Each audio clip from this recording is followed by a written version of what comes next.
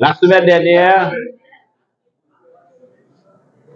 je vous ai parlé de deux systèmes de contrôle constitutionnel.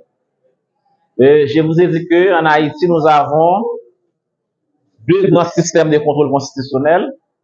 Il y a un système de contrôle constitutionnel qui se fonde sur un contrôle a posteriori, c'est-à-dire par voie d'exception.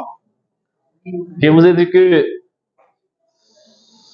en fait, ce nouveau système de contrôle constitutionnel, eh bien, en se référant au contrôle par voie d'exception, se fonde sur l'article 183-1 et 183-2 de la Constitution. D'accord? Et je vous ai dit que l'ancien système de contrôle constitutionnel repose aussi sur l'article 143, je crois, du décret du 22 août 1995. C'est un contrôle qui s'effectue a posteriori, c'est-à-dire qu'il faut qu'il y ait un litige par devant les tribunaux, n'est-ce pas? Et la partie qui soulève l'exception préjudicielle,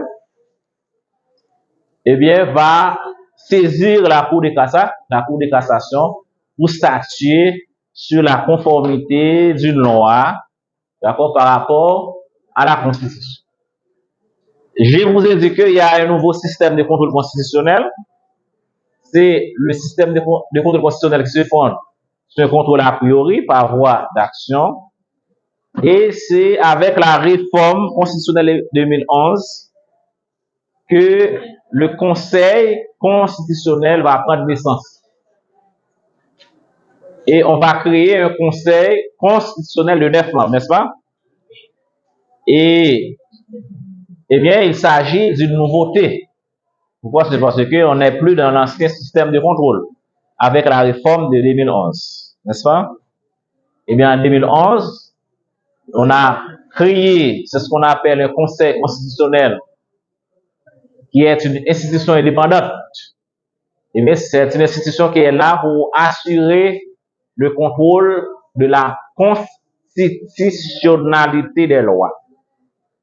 Il est composé de 9 membres. 3 sont nommés par le pouvoir exécutif, 3 sont nommés par le pouvoir législatif et 3 sont nommés par les pouvoirs judiciaires. Eh bien, et nous avons dit que c'est un nouveau système de contrôle constitutionnel qui repose sur un contrôle tant a priori, tant a posteriori. Pourquoi? C'est parce qu'a priori, donc avant la publication d'une loi, eh bien, il faut qu'on arrive à saisir le Conseil avant cette publication. Le pouvoir exécutif, par les biais du président de la République, peut saisir le Conseil constitutionnel. Le président du Sénat ou le président de la Chambre des députés, ces autorités politiques peuvent saisir le Conseil constitutionnel, soit 10 sénateurs ou 15 députés, eh bien, peuvent saisir le Conseil constitutionnel. Eh bien, nous avons dit que, a posteriori après, c'est lorsqu'il y a un litige par devant les tribunaux de droit commun, qu'est-ce qui va se passer? Eh bien, la partie qui soulève une exception judiciaire, eh bien, va saisir la Cour de cassation, et la Cour de cassation renverra l'affaire par devant le Conseil constitutionnel.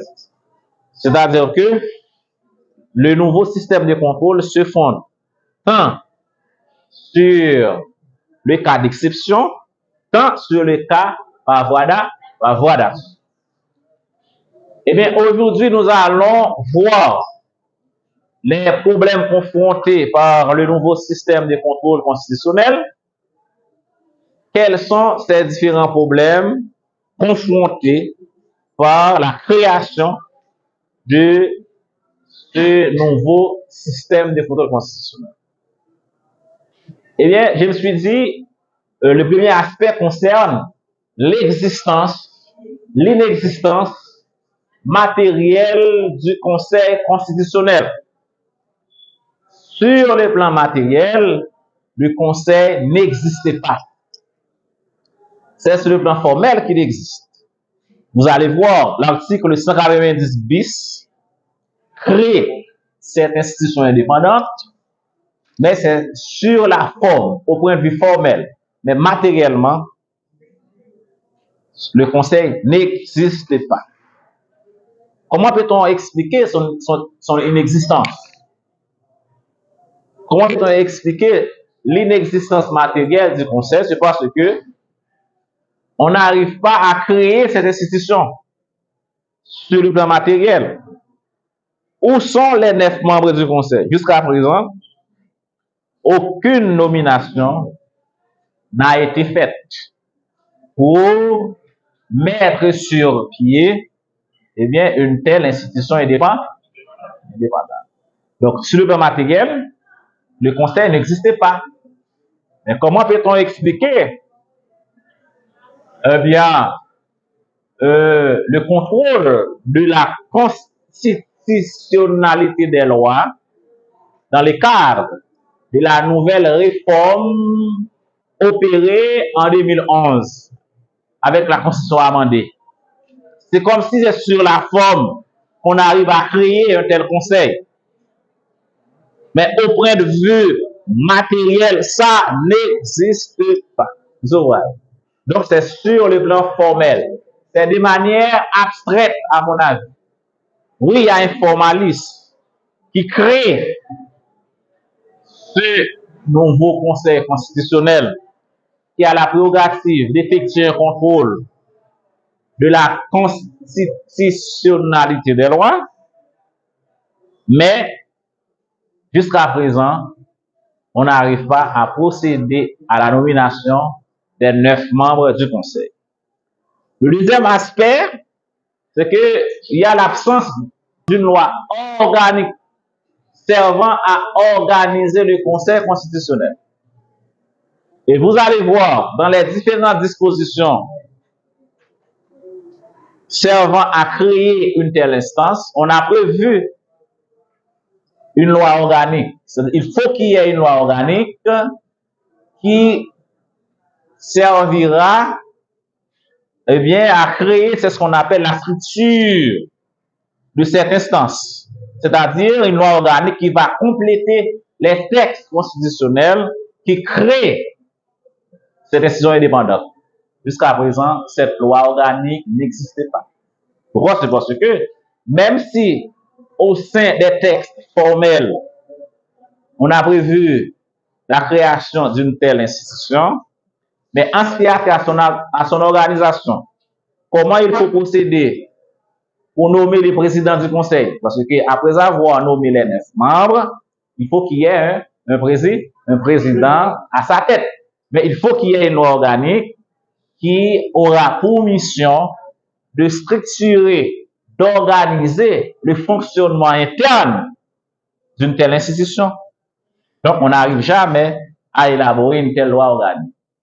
Donc, deuxième aspect, nous disons qu'il y a l'absence d'une loi organique servant à structurer, à organiser, d'accord, le Conseil constitutionnel. Eh bien, il y a un troisième aspect, c'est ce qu'on appelle l'absence du contrôle conventionnel. À mon avis, je me suis dit, il y a l'absence du contrôle conventionnel. Pourquoi peut-on dire qu'il existe une absence du contrôle conventionnel? Il y a un problème d'effectivité du contrôle conventionnel par rapport à l'existence de tel conseil constitutionnel. Pourquoi? C'est parce que lorsque le Parlement ratifie, ou bien en cas où le Parlement ratifie des instruments internationaux, est-ce qu'il existe un texte formel qui prévoit un contrôle relatif à la ratification des conventions? Donc, est-ce que le Conseil peut effectuer un contrôle a priori avant la ratification des instruments internationaux par le Parlement? C'est un problème qui se pose. Vous allez voir, lorsque vous faites une lecture approfondie des différents textes formels qui créent le Conseil constitutionnel, vous allez voir, nulle part on n'arrive pas à insérer les conventions internationales et les instruments internationaux. Et cette approche trouve son fondement en se référant à l'article 190 ter 5 qui essaie d'énumérer un ensemble de normes infraconstitutionnelles où le Conseil a la prérogative d'effectuer un contrôle pour constater leur conformité par rapport à la Constitution. Quelles sont les différentes normes infraconstitutionnelles énumérées par cet article? Vous allez voir que l'article 190 ter 5 nous dit que, eh bien, le Conseil constitutionnel veille et statue lorsqu'il est saisi sur la constitutionnalité des lois avant leur promulgation, 2. Sur la constitutionnalité des règlements intérieurs du Sénat et de la Chambre des députés avant leur mise en application, sur les arrêtés. C'est fini. Mais pourquoi on n'arrive pas à insérer les instruments internationaux dans cet article? Pourquoi on n'arrive pas à mettre l'accent sur les traités internationaux, sur les conventions internationales? Là, nous disons que, donc, il y a ce qu'on appelle l'absence du contrôle conventionnel. Malgré l'existence de tel conseil constitutionnel, vous allez voir, on a omis, eh bien, cette norme infraconstitutionnelle qui est, eh bien, les traités internationaux ou les instruments internationaux ratifiés par le Parlement. Est-ce que vous comprenez? Et vous allez voir qu'il y a un problème qui se pose. Certains spécialistes disent que le fait qu'au sein de l'article 190 bis, l'article 190 bis, eh bien, on a prévu, c'est ce qu'on appelle le contrôle de la constitutionnalité des lois. Mais lorsqu'on parle de contrôle de la constitutionnalité des lois, c'est comme si, lorsqu'on parle de convention, eh bien, une convention est une loi au point de vue générique. Maintenant, je ne suis pas d'accord. Pourquoi je ne suis pas d'accord? C'est parce que il fallait qu'on arrive à énumérer les instruments internationaux comme étant une norme infraconstitutionnelle en vue d'accorder cette prérogative au Conseil d'effectuer un contrôle a priori avant la ratification, d'accord, d'un tel instrument international. Parce que, écoutez-moi bien, vous allez voir que il y a un problème qui se pose en ce qui a trait à un conflit entre le droit international et le droit national. Le problème qui se pose, c'est que certains États qui adoptent le système moniste à primauté du droit international, mais pour ces États-là, les instruments internationaux ont la préséance sur le droit national. Pourquoi? C'est parce qu'ils adoptent eh bien, un système moniste à primauté du droit international. Mais certains États adoptent un système moniste à primauté des droits nationaux. Cela veut dire que les instruments internationaux n'ont aucune préséance sur les normes internes. Cela veut dire que ce sont le droit national qui a la préséance sur le droit international. Mais dans le système dualiste, vous allez voir que le droit international et le droit national, ce sont deux systèmes de droit distincts.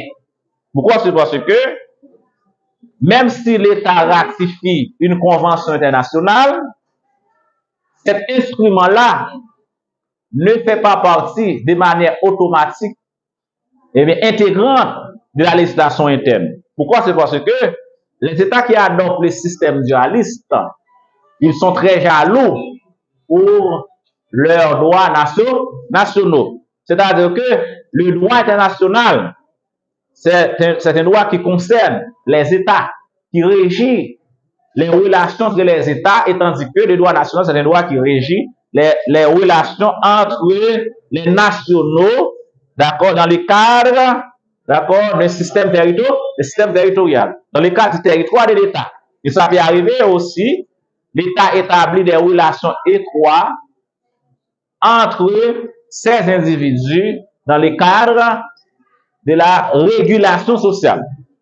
Et c'est pourquoi vous allez voir, les États qui adoptent le système dualiste, une fois que l'État ratifie une convention internationale, pour que cette convention fasse partie de la loi nationale, il faut qu'il y ait une procédure de transfert de cette norme-là au sein de l'ordonnancement juridique de l'État.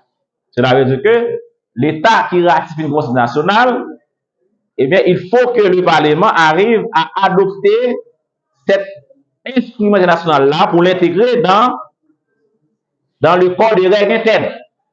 Si on n'arrive pas à adopter une procédure de transfert, donc l'individu ne peut pas se référer à un tel instrument international par devant les tribunaux internes. Pourquoi? C'est parce que c'est une convention qui concerne eh bien, les rapports interétats.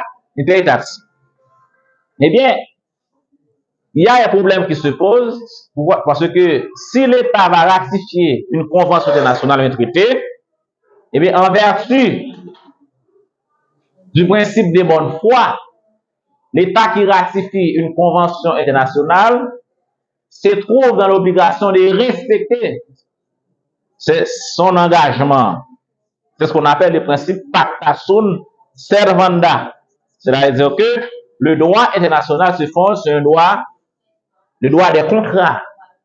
L'État se trouve dans l'obligation de respecter les conventions qu'il a signées en vertu du principe de bonne foi et en vertu du principe pacta sunt servanda. Alors imaginez-vous, si le Parlement haïtien va ratifier une convention internationale et que le Conseil n'a pas la prérogative, ou bien les prérogatives de vérifier la conformité de ces instruments internationaux par rapport à la Constitution, qu'est-ce qui va se passer? Donc, l'État sera engagé. Or, vous savez que même si l'État est souverain, mais l'État doit respecter les engagements internationaux. Et vous allez voir que s'il s'agit d'une convention internationale qui n'a pas prévu de réserve, ou bien il n'y avait pas ce qu'on appelle un article qui a prévu ce qu'on appelle une dénonciation, parce que l'État peut dénoncer la convention, eh bien l'État se trouve, je dirais, engagé. L'État doit donner son engagement. D'où la raison pour laquelle, dans l'État haïtien, moi je me suis dit, il ne faut pas laisser le champ libre entre le Parlement pour ratifier les conventions internationales. Et c'est pourquoi le Conseil constitutionnel se trouve dans l'obligation, devait avoir eh bien, les prérogatives nécessaires pour vérifier la conformité des instruments internationaux avant leur ratification par le Parlement. Pourquoi? C'est parce que si le Parlement va ratifier ces instruments internationaux-là, et si ces instruments internationaux, si ces conventions internationales ne sont pas conformes à la Constitution, eh bien, qu'est-ce qui va se passer? Il va y avoir une violation flagrante de la charte fondamentale.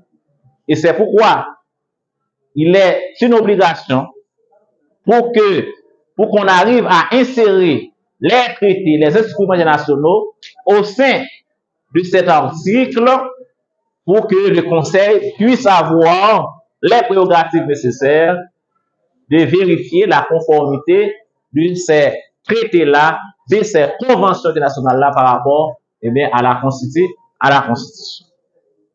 Alors, je me suis dit, il y a un problème qui se pose aussi. Par exemple, il y a les conventions en forme solennelle. Oui, ça exige une ratification par le Parlement. C'est vrai. Donc, il faut que le Parlement ratifie ces instruments internationaux-là. Parce qu'il y a un processus de négociation, d'accord, jusqu'à ce qu'on arrive à la ratification de ces instruments internationaux. Mais en cas où il s'agit d'une convention en forme simplifiée, qu'est-ce qui va se passer? Cela veut dire que le Parlement ne va pas ratifier cette convention. Donc, une fois que l'État envoie un représentant qui va négocier cette convention-là, et avec la signature de ce représentant, eh bien, l'État est engagé sur le plan externe. Donc là, il y a un véritable enjeu qui se pose.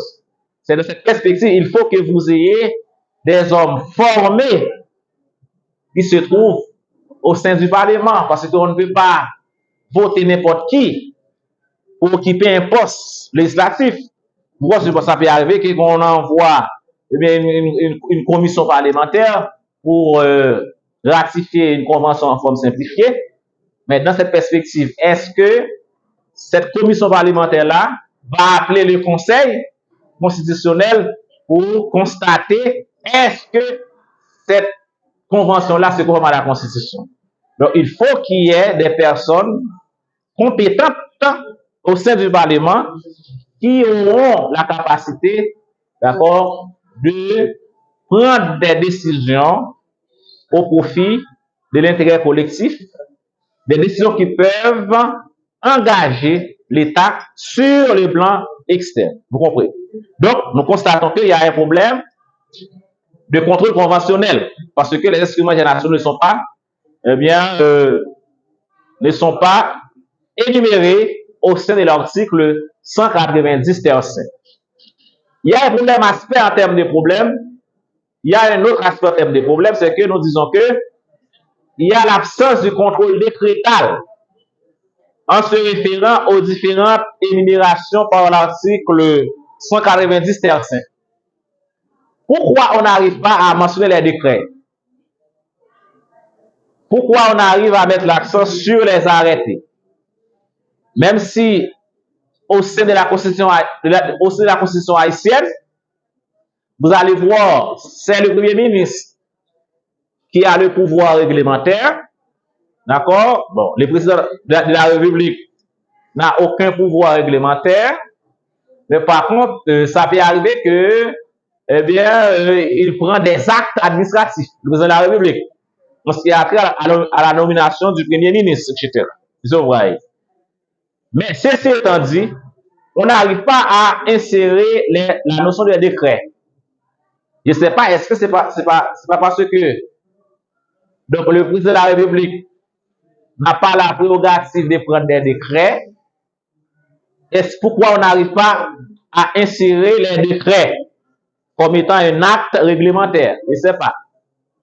Peut-être que c'est une erreur matérielle, parce qu'on a dit que c'est une constitution qui a été publiée, mais ce n'est pas la version amendée qui a été, c'est pas la loi constitutionnelle qui a été votée par le Parlement, d'accord, qui a été publiée par Martelly, n'est-ce pas? C'est plutôt une autre loi constitutionnelle qui est qualifiée d'erreur matérielle. Mais, à mon avis, il fallait qu'on arrive à insérer la notion des décrets. Pourquoi on n'arrive pas à énumérer, d'accord, les décrets comme étant un cadre réglementaire? Même si au sein de l'article 190, même si au sein de l'article 190, votre constitution. Oui. Même si au sein de l'article 190, bis, qu'est-ce qu'on a dit? On a dit que au sein de l'article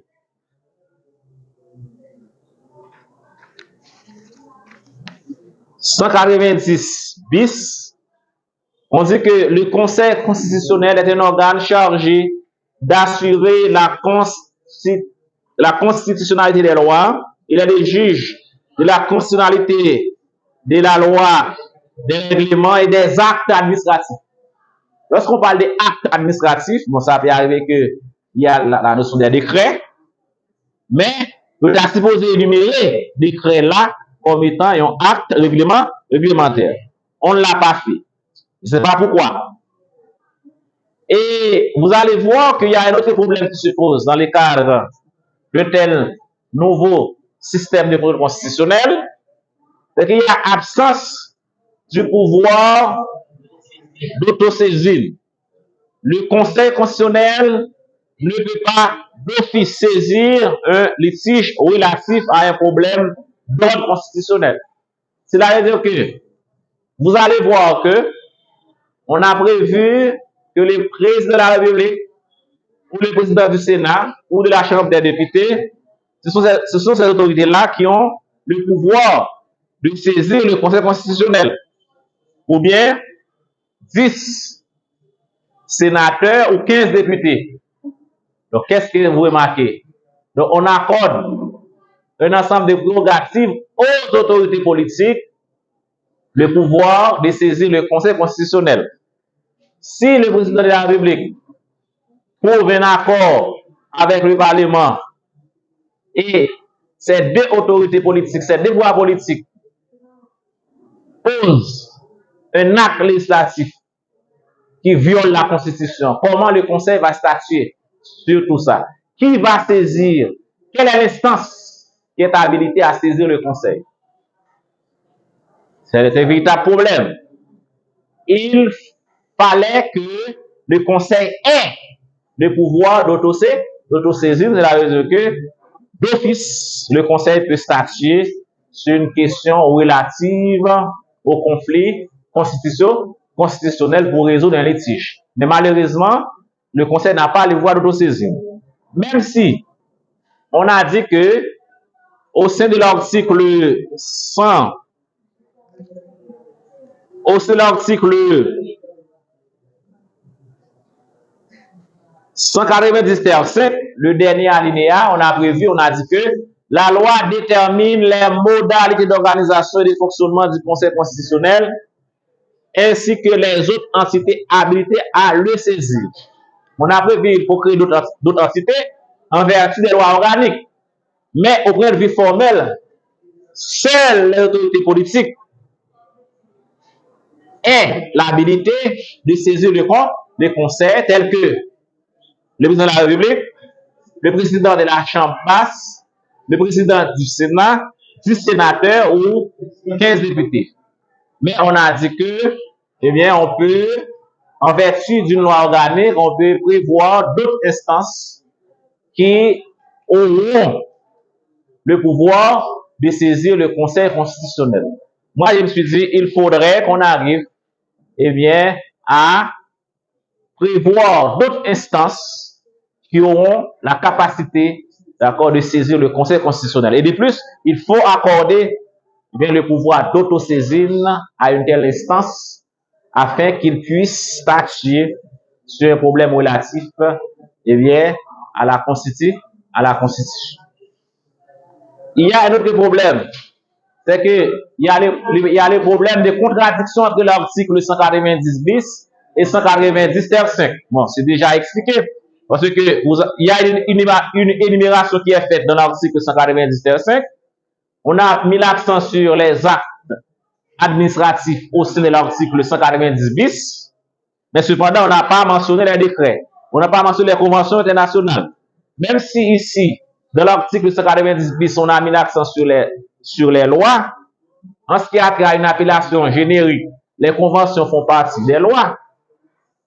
Mais moyennant que celles-ci sont ratifiées par l'État en question et elle intègre le corps des règles de l'État en question. Mais même si la question de loi a une appellation générique, mais il fallait qu'on arrive à mettre l'accent sur les instruments internationaux au sein de l'article 190-5. Il y a un problème qui se pose, c'est que il y a le problème de l'écran législatif dans le nouveau système de contrôle constitutionnel haïtien. Donc, c'est quoi un écran législatif? Alors, en première année, je vous ai parlé de la théorie de l'écran législatif. C'est le fait que il y a un juge administratif qui entend un litige et qu'une partie soulève une exception préjudicielle de constitutionnalité, n'est-ce pas? Cela veut dire que il y a un décret d'application Alors, lorsqu'on parle de décret d'application, qu'est-ce que cela veut dire? C'est un décret qui est pris pour appliquer une loi d'accord, votée par le Parlement. Ça peut arriver que le Parlement vote une loi et cette loi-là entre en vigueur. Eh bien, le pouvoir exécutif prend un décret d'application pour appliquer cette loi-là. Et étant donné que le décret d'application, c'est le décret qui va fixer donc, le mode d'application d'une loi, et ça peut arriver que une partie attaque un tel décret ou bien soulève une exception préjudicielle pour dire que ce décret d'application ne se conforme pas à la Constitution. Donc, ce que cela veut dire, un tel décret d'application fait écran entre la loi sur laquelle ce décret d'accord, s'appuie et la Constitution. Donc, ça crée un écran législatif. Mais qu'est-ce qui se passe? Le juge administratif se trouve dans l'obligation de se dessaisir et renvoie la partie qui soit l'exception par devant le tribunal constitutionnel en vue de vérifier est-ce que ce décret d'application se conforme par rapport à la Constitution. Donc là, il y a un problème qui se pose et vous allez voir dans l'ordre administratif haïtien, je me suis dit, en cas où il y a un litige opposant deux parties dans les cadres d'un acte réglementaire pris par le pouvoir exécutif, n'est-ce pas? Est-ce qu'il existe un tribunal constitutionnel dans le système de contrôle constitutionnel haïtien où cette partie qui soulève une telle exception peut recourir pour vérifier la conformité d'un tel décret, d'accord, relatif à un cadre réglementaire. Donc ça n'existait pas parce que le Conseil, au point de vue matériel, n'existait pas. Par devant quelle instance il faut recourir. Et vous allez voir par devant quelle instance qu'il faut recourir. Donc, dès la fin, d'accord, de mon exposé, vous allez voir, il y a un autre problème qui se pose. Alors, j'arrive à mettre l'accent sur la question prioritaire de constitutionnalité. Eh bien, la question prioritaire de constitutionnalité, c'est un principe qui prend naissance en 2009 avec une grande réforme constitutionnelle en France. Lorsqu'on parle de questions prioritaires de constitutionnalité, cela veut dire que, une partie peut soulever une exception préjudicielle par devant les tribunaux de droit commun lorsqu'il existe une loi qui ne se conforme pas à la Constitution. Mais par contre, vous allez voir que actuellement, avec cette réforme, les tribunaux de droit commun ou bien les tribunaux administratifs ont la capacité d'effectuer un contrôle a posteriori. C'est-à-dire qu'avant le Conseil constitutionnel, avant le tribunal constitutionnel, cela veut dire qu'une partie qui soulève une exception, le juge administratif peut statuer sur une telle exception pour constater le caractère sérieux, d'accord, de cette exception. Si l'exception ne se présente pas un caractère sérieux, qu'est-ce que cela veut dire? Le juge administratif va statuer sur le litige en question parce que l'exception ne présente pas un caractère sérieux. C'est-à-dire qu'on n'a pas besoin de consulter le Conseil constitutionnel. C'est-à-dire que le juge constate que l'exception n'est pas sérieuse. Il statue sur la conformité d'un tel décret par rapport à la Constitution. Au final, cela veut dire que en termes de conclusion, vous allez voir que actuellement, je me suis dit, quel est le système de contrôle constitutionnel qui est d'application actuellement? Étant donné que ce matériel, le nouveau système n'existait pas, il semble que c'est la Cour de cassation actuellement qui peut effectuer un contrôle de la constitutionnalité des lois a posteriori lorsqu'il existe un litige entre les parties par devant les lois communes. Parce que le Conseil n'existait pas. Imaginez-vous, si le Parlement existait et que le Parlement vote une loi, quelle instance qu'il faut consulter a priori? Le Conseil. Est-ce que le conseil existe? Non, le conseil n'existait pas. Peut-on consulter la Cour de cassation? A priori, non. On n'a pas prévu un système a priori dans les cas haïtiens. Parce que l'ancien système de contrôle se fonde de manière a posteriori. Cela veut dire que si le Parlement existait actuellement et qu'il vote une loi, même si cette loi ne se conforme pas à la Constitution, eh bien, cette loi-là sera entrée en vigueur. Mais, a posteriori, pas devant être une loi commune, une partie peut soulever une exception pour dire que cette loi ne se conforme pas à la Constitution. Et dans ce cas, la partie qui soulève l'exception, eh bien, va saisir la Cour de cassation qui a trait à sa section réunie pour effectuer un contrôle a posteriori.